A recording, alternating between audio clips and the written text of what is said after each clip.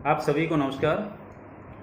हम चर्चा कर रहे थे राष्ट्रकवि मैथिलीशरण गुप्त के मुक्त काव्य साकेत की, और साकेत में भी साकेत के नवम सर्ग में उर्मिला के विरह वर्णन की। रामायण का एक ऐसा पात्र जिसके बारे में चर्चाएं बहुत कम हुई है। आदरणीय मैथिलीशरण गुप्त ने उस पात्र की भावनाओं को उठाया, उनके मन में चलने वाले भावों को उठाया, और जब 14 वर्ष के वनवास के लिए भगवान श्री राम, सीता और लक्ष्मण जाते हैं, तो जाने के बाद में लक्ष्मण की पत्नी उर्मिला की क्या दशा होती है, क्या सोचती है, वो कैसा महसूस करती है, इसके बारे में ध्यान आकर्षक जो किया है वो मैथिलीशरण गुप्त ने अपने साकेत जो काव्य है, मुक्त काव्य, उसके अंदर हमने पहले भी इसकी चर्चा हम कर चुके हैं। अब आगे जहाँ तक हमने चर्चा की उसके आगे का, सखी निरख सखी ये खंजन आए, फेरे उन मेरे रंजन के नैन इधर मन भाए, फैला उनके तन का आतब मन में सर सरसाए, घूमे वे इस ओर यहाँ ये हंस यहाँ उड़ाए, करके ध्यान आज इस जन का निश्चय ले मुस्काए, फूल उठे हैं कमल अदर से ये बंदूक सुहाए, स्वागत स्वागत शरद भाग्य में मैंने दर्शन पाए, नव ने मोती वार ले ये अश्रु अरध्य भराए। विरह वेदना के 12 मास उर्मिला काटती है। कभी वो वेदना को अपनी सखी बनाती है, कभी प्रकृति को अपनी सखी बनाती है, कभी पक्षियों को तो कभी ऋतुओं को, क्योंकि उर्मिला के मन के जो भाव हैं वो समय और परिस्थिति के अनुसार बदलते रहते हैं, लेकिन वेदना, उनका जो हृदय की व्याकुलता है वो यूं की यूं बनी रहती है। इस गीत में शरद वर्षा ऋतु के बीत जाने के बाद में शरद ऋतु को संबोधित करती हुई उर्मिला अपने मन की व्यथा को व्यक्त कर रही है। निरख सखी ये खंजन आए, अपनी सखी से कहती है कि देखो वर्षा ऋतु खत्म हो गई है, वर्षा ऋतु समाप्त होने पर जो शरद ऋतु आई है, उस शरद ऋतु में खंजन पक्षी दिखाई देने लगे हैं। उन खंजन पक्षियों को देख करके उर्मिला अपनी सखी से कहती है कि ये सखी देखो खंजन पक्षी आ गए हैं, फेरे उन मेरे रंजन ने नयन इधर मन भाए। ये खंजन पक्षी नहीं है, वरन ये ऐसा प्रतीत होता है कि जैसे मेरे प्रवासी प्रियतम जो वनवास के लिए गए हैं ने मेरी स्तुति करके अपने नेत्रों को इस ओर फेरा हो। फेरे उन मेरे रंजन ने, रंजन आता है प्रियतम, कि मेरे प्रियतम ने, ये खंजन पक्षी नहीं है, बल्कि ऐसा महसूस होता है कि उन्होंने अपनी नज़र घुमा करके मेरी तरफ देखा है, और जिसके कारण ये पक्षी रूपी प्रियतम दिखाई देने लगे हैं। एक आशा का संचार यहाँ पर उर्मिला के हृदय में होता है। फैला उनके तन का आतप मन में सर सरसाए। धरती पर ये फैली हुई जो धूप है, ये धूप नहीं है। अपनी सखी को संबोधित करती हुई यहाँ पर उर्मिला कहती है कि ये जो चारों तरफ धूप दिखाई देती है, ये धूप नहीं है, बल्कि ये मेरे प्रियतम के शरीर की सौंदर्य पूर्ण आलोक है, उनका प्रकाश है, जिन्होंने अभी मुड़ करके खंजन पक्षी के रूप में मेरी तरफ देखा है। मन में सर सरसाए, सर होता है तालाब, सरोवरों में जो सुंदरता दिखाई देती है, जो सरसता दिखाई देती है, जो हरियाली चारों तरफ दिखाई देती है, ये हरियाली नहीं है, बल्कि ये उन्हीं के प्रेम, क्योंकि उन्होंने दृष्टिपात किया है मेरी तरफ, तो ये उन्हीं के प्रेम भाव से प्रसन्न होकर, सरस होकर खिल उठे हैं, प्रसन्न हो गए हैं। घूमे वे इस ओर वहाँ ये हंस यहाँ उड़ छाए। मेरी स्तुति करके वे वन में इस ओर घूमे हैं। एक कल्पना करती है यहाँ पर उर्मिला क्योंकि उर्मिला के पति भगवान राम के साथ में वनवास में है, लेकिन उनकी स्मृति बराबर उनके हृदय के अंदर बनी रहती है। तो जब जब वातावरण बदलता है, ऋतुएं बदलती हैं, उन्हें ऋतुओं के बदलने के कारण एक आशा के संचार के रूप में वो किसी न किसी चीज़ को एक आधार बनाती है, और उन आधारों को लेकर के वो ये महसूस करती है कि ये जो मुझे दिखाई देता है, ये परिवर्तन किसी और की वजह से नहीं है, बल्कि मेरे प्रियतम का प्रेम है जो उन्होंने मुड़ करके मेरी तरफ देखा है, या मेरी स्मृति उन्हें आई है। आगे कहती हैं कि घूमे वे इस ओर वहाँ, ये हंस यहाँ उड़ाए, कि मेरी सुधि करके मेरी तरफ देखकर मेरी स्मृति में वे वन में इस ओर घूमे हैं, इसी कारण ये हंस यहाँ उड़ छाए, इसी कारण ये हंस उड़ करके यहाँ छा गए हैं।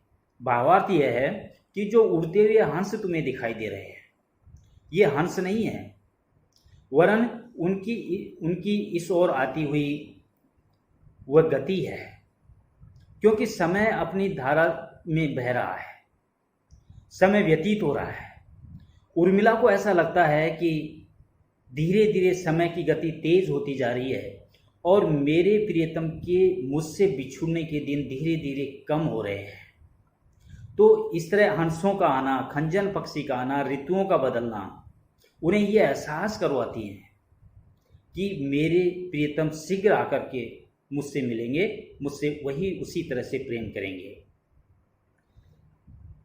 करके ध्यान आज इस जन्म में निश्चय ले मुस्काए, आज वे निश्चित रूप से मुस्कुरा रहे हैं, मेरी तरफ देख करके मेरी स्मृति में, मेरी याद में मुस्कुरा रहे हैं, और उसी की खुशी मेरे हृदय के अंदर विद्यमान है, विराजमान है, जिससे मुझे एक आशा का संचार होता है कि निश्चित रूप से वो लौट करके आएंगे और मुझे वही खुशी देंगे जो पहले मुझसे प्रेम करते थे।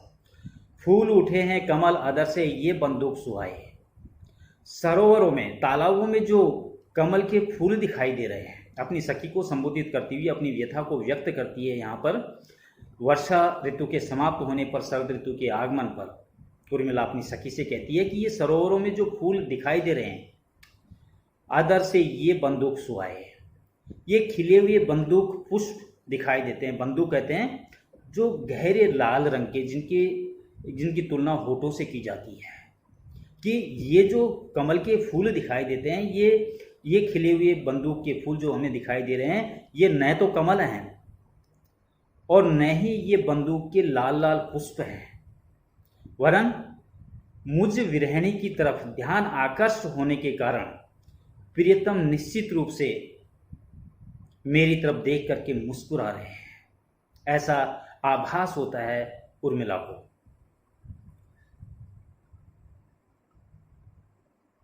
स्वागत स्वागत शरद भाग्य में मैंने दर्शन पाए। इसके आगे उर्मिला शरद ऋतु को संबोधित करते हुए कहती है कि मैं तुम्हारा हृदय से हार्दिक और उत्साहवर्धक स्वागत करती हूँ। भाग्य से मैंने दर्शन पाए, मेरे बड़े भाग्य हैं कि मुझे तुम्हारे दर्शन मिले। नव ने मोती वारे लो, ये अश्रु अर्ध जल भराए, तुम्हारे स्वागत में, नव में आकाश में, मोती वारे लो, जो आकाश में ओस बिंदुओं के रूप में तुम पर मोतियों की नौछावर करता है। जब शरद ऋतु आती है तो रात्रि भोर की वेला में ओस के कण जमा हो जाते हैं पृथ्वी के ऊपर, वनस्पति के ऊपर। तो यहाँ उर्मिला उन ओस बिंदुओं को ओस बिंदु नहीं बताती, वो कहती है कि ये तुम्हारे स्वागत में आकाश ने ओस बिंदुओं के रूप में तुम्हारे ऊपर मोतियां नौछावर करता है, अश्रु अर्ध भर लाए, और मैं अपने आंसुओं के रूप से तुम्हारे चरणों में पूजा का जल अर्पित करती हूँ, चढ़ाती हूँ। क्योंकि उर्मिला अपने प्रियतम के विरह में दिन रात पीड़ित रहती है। ऋतुएं बदलती हैं, मौसम बदलता है, समय बदलता है, लेकिन समय बदलने के साथ साथ उसकी वेदना कम नहीं होती, लेकिन किसी न किसी चीज़ को एक आधार मानकर अपनी वेदना को कम करने का प्रयास करती है, अपने दुखों को उनके साथ में मिलाने का प्रयास करती है। वो शरद ऋतु का स्वागत करती है और शरद ऋतु के स्वागत में वो कहती है कि जिस प्रकार आकाश से आने वाले ओस बिंदु जो वनस्पति के ऊपर जमा है वो ओस बिंदु नहीं है, बल्कि तुम्हारे स्वागत के लिए मोतियों का हार है। और ठीक उसी प्रकार मैं भी अपने आंसुओं के रूप में तुम्हारे चरणों में पूजा के लिए अर्घ करती हूँ, अर्घ जल चढ़ाती हूँ। तो ये इस प्रकार एक व्यथा उर्मिला की जो उसके मन में जागृत होती है शरद ऋतु को देख करके। अब हम इसके विशेष की बात करें तो इसमें जिस तरह प्रकृति में अपने प्रियतम की छाया देखना एक स्वाभाविक प्रवृत्ति है, छायावाद की झलक इसमें निश्चित रूप से है। तो प्रकृति के अंदर अपने प्रियतम की छाया यहाँ पर उर्मिला देखती है और उसी प्राचीन परंपरा का यहाँ पर पालन किया गया है।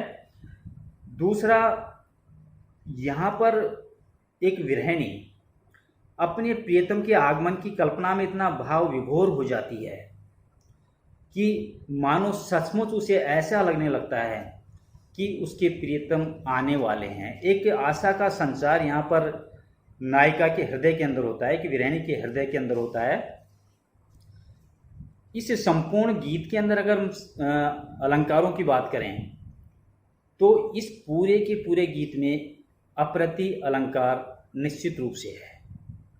इसके अलावा आदर्श से वे बंदूक सुहाए, इस पंक्ति में बंदूक पुष्पों अदरों की जो तुलना है वो बंदूक पुष्पों से की गई है, तो उपमा अलंकार है।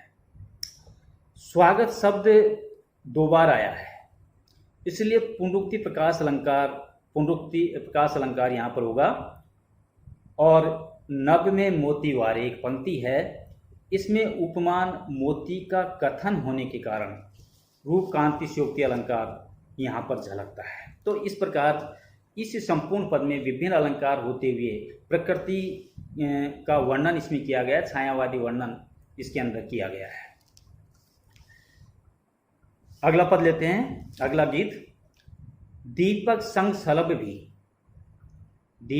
सलभ भी जला न सकी जीत सत्तु में तुमको, क्या देखना दिखाना क्या करना है प्रकाश का हमको। यहां पर एक प्रसंग आता है। संध्या के समय में उर्मिला अपनी सखी से दीपक जलाने के लिए कहती है, और जब वो दीपक जलाती है तो कहीं से एक पतंगा उड़ करके उस दीपक के ऊपर आता है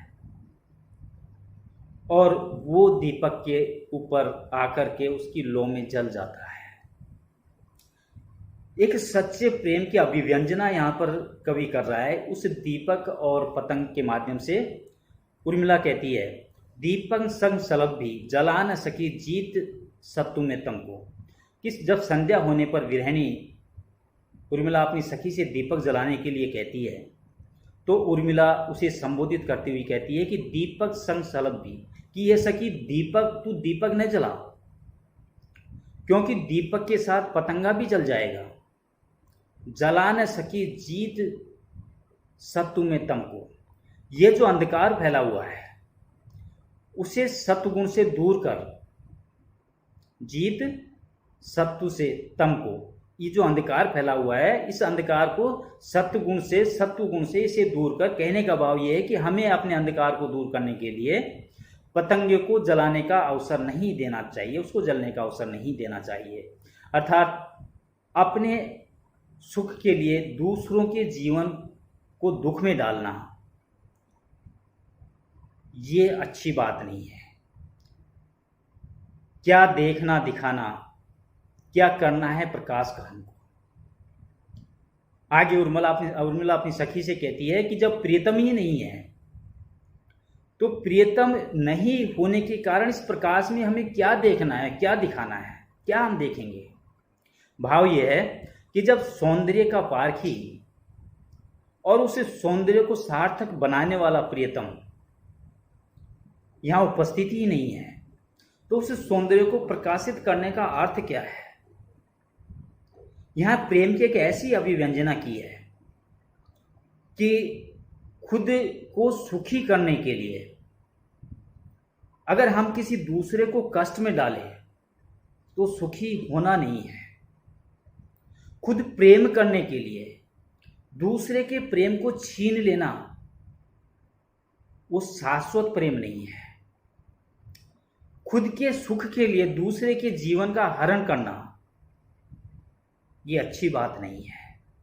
तो अच्छा, फिर दूसरी बात उर्मिला साथ में ये भी कहती है कि हम चलो प्रकाशित करते हैं, लेकिन किसी अच्छी चीज को देखने के लिए हम प्रकाश जलाते हैं।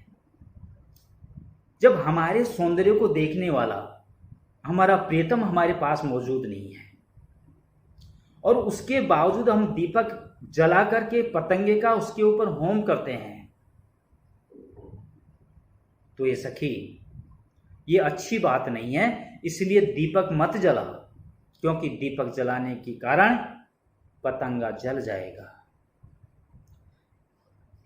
ये अगर इसमें विशेष की बात करें तो इन पंक्तियों में विरहिणी उर्मिला की वेदना, करुणा का जो भाव है उजागर हुआ है।